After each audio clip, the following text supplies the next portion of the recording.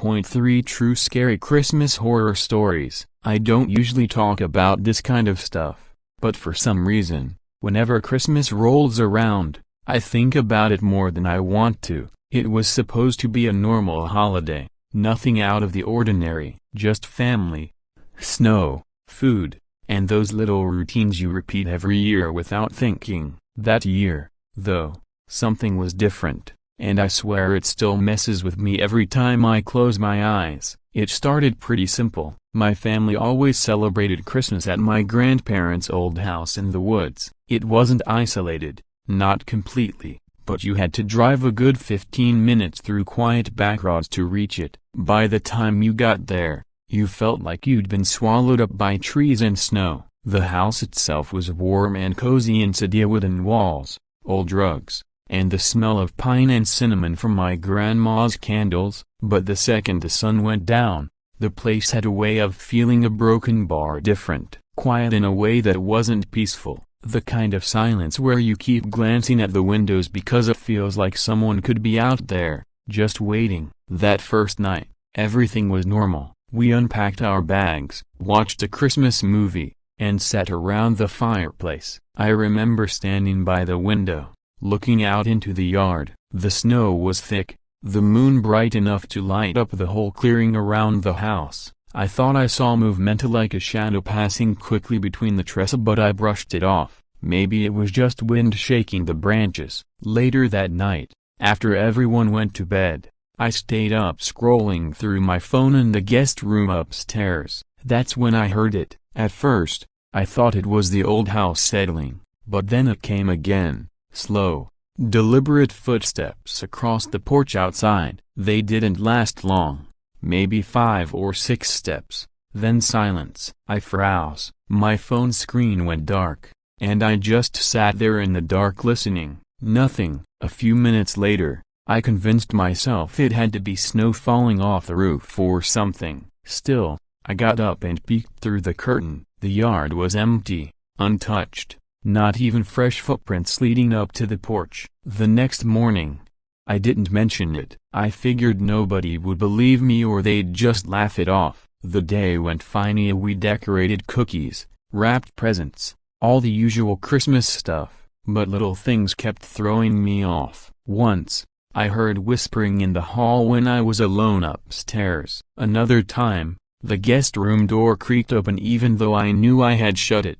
Everyone else acted like nothing was wrong, and maybe that's what made me second-guess myself. That night, though, it got harder to ignore. I was lying in bed, trying to sleep, when I heard the sound again, footsteps, but this time, it wasn't on the porch. It was inside the house, slow, steady, moving across the floorboards downstairs. I held my breath, straining to hear, praying it was just one of my cousins getting a midnight snack. But then I remembered we had all gone to bed at the same time. Nobody had come back down the stairs. The sound went on for what felt like forever, moving room to room. Then it stopped. The silence was worse than the noise because I couldn't tell if it had ended or if Evera or Waitevera was still standing there, listening. I wanted to check, but I couldn't make myself move. I just stayed under the blanket, staring at the faint glow of the Christmas lights outside my door until I finally fell asleep.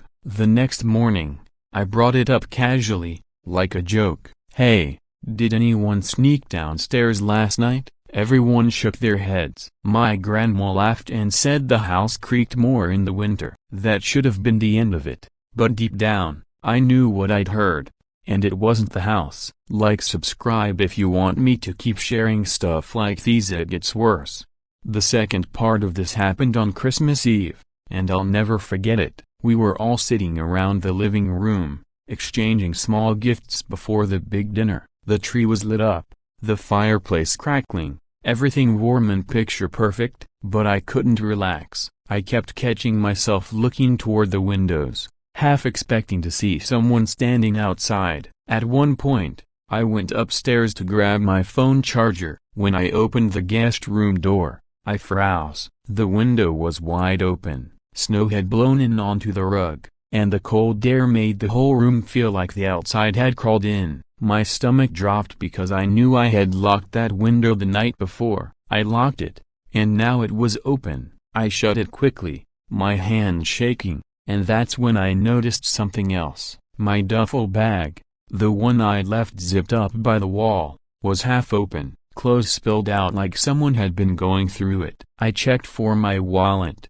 my phone, and everything was still there, but it didn't feel right. I backed out of the room without even turning the light off. Later that night, after dinner, I tried to sleep again, but my nerves were wrecked. I kept the lamp on, staring at the door. Around midnight, I heard it again, not footsteps this time, Mia whispering, right outside the door, low, steady, like two voices having a conversation, except I couldn't make out the words. My heart was pounding so hard I thought they'd hear it through the wood. I grabbed the courage to tiptoe over and press my ear against the door. The whispers stopped instantly. Then, the doorknob turned. I stumbled back, staring, waiting for the door to open, but it didn't. Whoever it was just let go. I sat there for hours, wide awake, watching that doorknob in case it moved again. The climax came on Christmas morning. We all woke up early,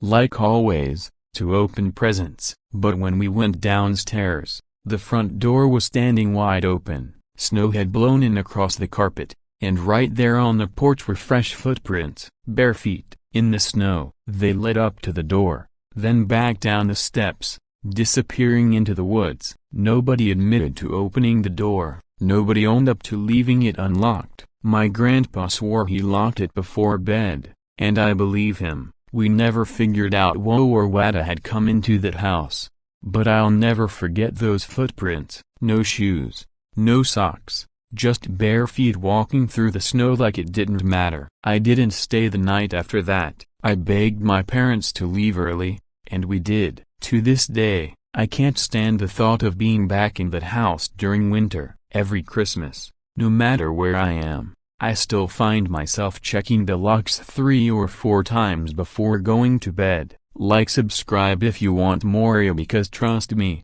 that wasn't the only time something like this happened.